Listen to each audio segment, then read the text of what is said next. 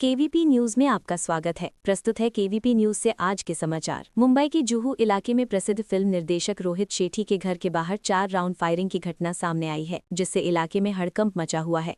अज्ञात हमलावरों ने देर रात उनके आवास की ओर गोली चलाई, जिसके बाद मुंबई पुलिस और फॉरेंसिक टीम तुरंत मौके पर पहुंच गई और इलाके को सील कर गहन जांच शुरू कर दी है। फिलहाल किसी के घायल होने की कोई खबर नहीं है और ये भी स्पष्ट नहीं है कि रोहित शेट्टी उस समय घर पर मौजूद थे या नहीं। पुलिस ने सुरक्षा बढ़ा दी है और सीसीटीवी फुटेज तथा अन्य साक्ष्यों की जांच कर रही है, ताकि गोलीबारी के पीछे छुपे कारण और दोषियों का पता लगाया जा सके। इस घटना के पीछे किसी संगठन या व्यक्ति ने अभी तक जिम्मेदारी नहीं ली और मामले की जांच जारी है। आंध्र प्रदेश में राजनीति का तनाव फिर बढ़ गया है, जब वाईएसआर कांग्रेस पार्टी वाईएसआरसीपी के वरिष्ठ नेता और पूर्व मंत्री अंबाती रामबाबू को मुख्यमंत्री एन चंद्रबाबू नायडू के खिलाफ कथित अपमानजनक टिप्पणी करने के आरोप में पुलिस ने गुंटूर में गिरफ्तार किया। ये गिरफ्तारी शनिवार को हुई और इसके बाद भारी तनाव के बीच इलाके में भारी पुलिस बल तैनात किया गया। गिरफ्तार किए जाने के बाद तेलुगु देशम पार्टी टीडीपी के समर्थक रामबाबू के घर और आसपास जमा होकर तोड़फोड़ और वाहनों को नुकसान पहुंचाते दिखे और उन्होंने उस टिप्पणी पर माफी की मांग की। टीडीपी कार्यकर्ताओं ने आरोप लगाया कि ऐसे आपत्तिजनक बयान से मुख्यमंत्री की गरिमा ठेस पहुंची है, जबकि वाईएसआरसीपी ने इसे राजनीतिक प्रतिशोध और कानून व्यवस्था की टूटने का मामला बताया है। इस हिंसात्मक स्थिति ने राज्य में विपक्ष और सत्ताधारी दल के बीच और राजनीतिक तनाव पैदा कर दिया है। झज्जर हरियाणा में एक परिवार ने अपने बेटे अनिल की शादी की निमंत्रण कार्ड को एक खास संदेश के साथ वायरल एक्शन में बदल दिया है। कार्ड पर स्पष्ट लिखा गया कि जो शराब पीकर शुभ विवाह को खराब करेंगे वे शादी में ना आएं, ताकि उत्सव के दौरान किसी भी प्रकार के नशे और अभद्र व्यवहार से शादी का माहौल बिगड़े नहीं। इस पहल को कुछ लोगों ने नशा मुक्ति का संदेश देने वाला साहसी कदम बताया है और सोशल मीडिया पर कार्ड की तस्वीर तेजी से साझा की जा रही है। परिवार का कहना है कि वो नहीं चाहते कि शराबी मेहमान किसी भी तरह से मंगल कार्यक्रम की गरिमा को कम करें। पंजाब की वरिष्ठ कांग्रेस नेता डॉक्टर नवजोत कौर सिद्धू ने प्रधानमंत्री के पंजाब दौरे से ठीक पहले कांग्रेस पार्टी छोड़ने का फैसला किया है और उसने पार्टी नेतृत्व पर काबिल नेताओं की कद्र न करने जैसे गंभीर आरोप लगाए हैं।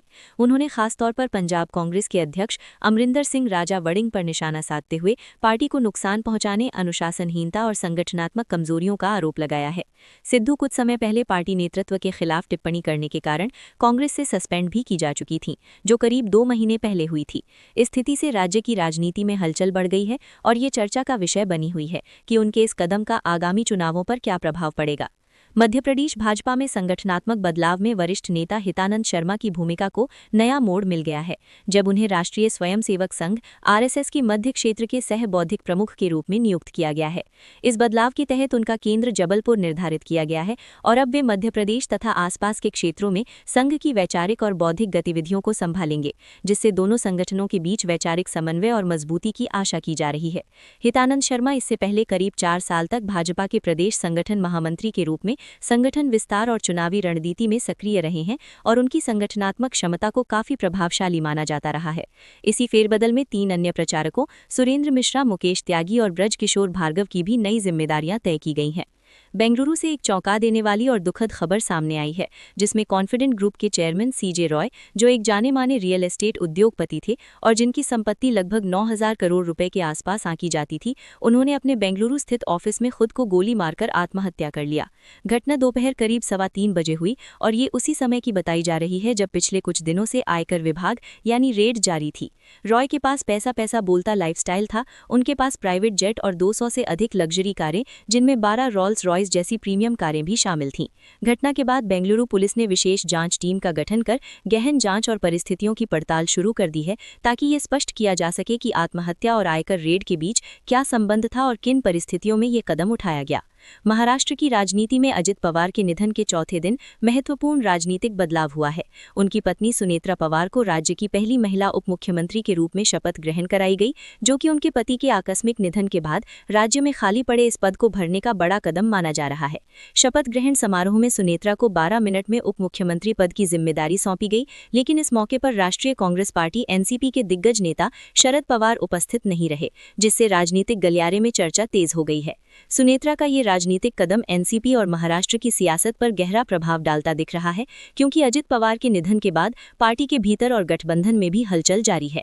इस साल केंद्रीय बजट 2026-27 के दौरान वित्त मंत्री निर्मला सीतारमण भारतीय बजट पेश करने की 75 साल पुरानी परंपरा को तोड़ सकती हैं। अब तक बजट भाषण में पार्ट बी मुख्य रूप से टैक्स स्लैब और नीतिगत घोषणाओं तक सीमित रहा करता था, जबकि वास्तविक अर्थव्यवस्था से संबंधित विजन और रोड मैप पार्ट ए में शामिल होते थे। लेकिन इस बार पार्ट बी को भारत की दीर्घकालिक आर्थिक रणनीति, शॉर्ट टर्म प्राथमिकताओं और लॉन्ग टर्म विजन 2047 समेत व्यापक आर्थिक दिशा बताते हुए देश के भविष्य का विस्तृत विजन दस्तावेज के रूप में पेश किया जाएगा, जिससे ये परंपरा बदल सकती है और बजट सिर्फ एक वित्तीय दस्तावेज से आर्थिक दिशा निर्देश का रूप ले सकता है। अमेरिका में एक फेडरल कोर्ट ने आदेश दिया है कि एक 5 साल के बच्चे और उसके पिता को इमिग्रेशन हिरासत केंद्र से रिहा किया जाए, जहां उन्हें मिनेसोटा के एक उपग्रह में इमिग्रेशन एजेंटों द्वारा पकड़े जाने के बाद रखा गया था। ये फैसला टेक्सास के डिटेंशन सेंटर में उनकी हिरासत के खिलाफ भी आया है, जहां बच्चे और उसके पिता को डिपोर्टेशन प्रक्रिया के दौरान रखा गया था। कोर्ट ने कहा कि बच्चे की हिरासत और इस तरह की प्रवसन कार्यवाही संवैधानिक और मानवीय दृष्टि से चिंताजनक है। इस मामले में तस्वीरें वायरल होने और जनमत में तीखी प्रतिक्रिया के बाद न्यायाधीश ने उनकी रिहाई आदेश दिया है। बच्चा लियम कोनेजो रामोस और उसके पिता एड्रियन कोनेजो एरियस को तलाशी अभियान के दौरान हिरासत में लिया गया था। कोर्ट ने आदेश दिया है कि उन्हें निर्दिष्ट समय तक रिहा किया जाए और ये भी कहा कि डिटेंशन की वर्तमान प्रक्रिया बच्चों को ट्रॉमा पहुंचा सकती है और सही प्रक्रिया नहीं है। इस फैसले ने अमेरिका की इमिग्रेशन नीति और प्रवसन संचालन पर राष्ट्रीय बहस और आलोचना को और तेज कर दिया है, खासकर जब बच्चे की गिरफ्तार तस्वीरों पर भारी प्रतिक्रियाएं सामने आई थीं। ईरान के कयामत भरे हालात के बीच शनिवार को देश के लगभग 7 शहरों में धमाकों की खबरें सामने आई हैं, जिनमें लगभग 5 लोगों की मौत और 14 से ज्यादा लोग घायल हुए हैं। धमाकों से प्रभावित शहरों में बंदर अब्बास, अहमदाबाद, कोम, परंद, तबरीज और नंताज और तेहरान शामिल बताए जा रहे हैं। हालांकि ईरान सरकार ने अभी इन सभी जगहों पर विस्फोटों की आधिकारिक पुष्टि नहीं की है। कुछ रिपोर्ट्स में धमाकों के कारण और जिम्मेदारों के बारे में अलग-अलग दावे हैं, लेकिन कोई भी संगठन या देश अभी तक जिम्मेदारी नहीं ली है। आगामी केंद्रीय बजट 2026-27 को लेकर निवेशकों और आम लोगों के बीच ये उम्मीद है कि सोना और चांदी की कीमतों में गिरावट आ सकती है। प्रमुख खबरों के मुताबिक सरकार बजट में सोना चांदी पर लगने वाली इंपोर्ट ड्यूटी को घटाने यानी 6% से 4% पर विचार कर सकती है, जिससे सोने के दाम प्रति 10 ग्राम लगभग 3,000 रुपये तक और चांदी के दाम लगभग 6,000 रुपये प्रति किलोग्राम तक गिर सकते हैं, अगर ये घोषणा की जाती है तो। इसके अलावा वित्त मंत्री निर्मला सीतारमण आज सुबह 11 बजे संसद में बजट भाषण पेश करेंगी, जिसमें इनकम टैक्स स्लैब में राहत देने और मध्यम दर के लिए टैक्स फ्री इनकम सीमा बढ़ाने जैसे विकल्पों पर भी ध्यान दिया जा रहा है। कुछ अपेक्षाएं हैं कि लगभग 13 लाख रुपए तक की आय टैक्स फ्री हो सकती है। वेस्टइंडीज ने आखिरी टी20 मुकाबले में साउथ अफ्रीका को 6 रन से हराकर जोरदार जीत दर्ज की। मैच में वेस्टइंडीज की ओर से शिमरन हेटमायर ने नाबाद 48 रन की अहम भूमिका निभाई, जिसकी बदौलत टीम चुनौतीपूर्ण स्कोर खड़ा कर सकी। जवाब में साउथ अफ्रीका की टीम आखिरी ओवरों में दबाव में आ गई और लक्ष्य से 6 रन दूर रह गई। हालांकि इस जीत के बावजूद 3 मैचों की टी20 सीरीज 2-1 से साउथ अफ्रीका के नाम रही, लेकिन अंतिम मुकाबले की जीत से वेस्टइंडीज ने सम्मानजनक विदाई ली। अंडर 19 वर्ल्ड कप में आज भारत और पाकिस्तान के बीच हाई वोल्टेज मुकाबला खेला जाएगा, जिस पर दोनों देशों की निगाहें टिकी हैं। सेमीफाइनल में पहुंचने के लिए ये मैच दोनों टीमों के लिए करो या मरो जैसा है, क्योंकि हारने वाली टीम की राह मुश्किल हो सकती है।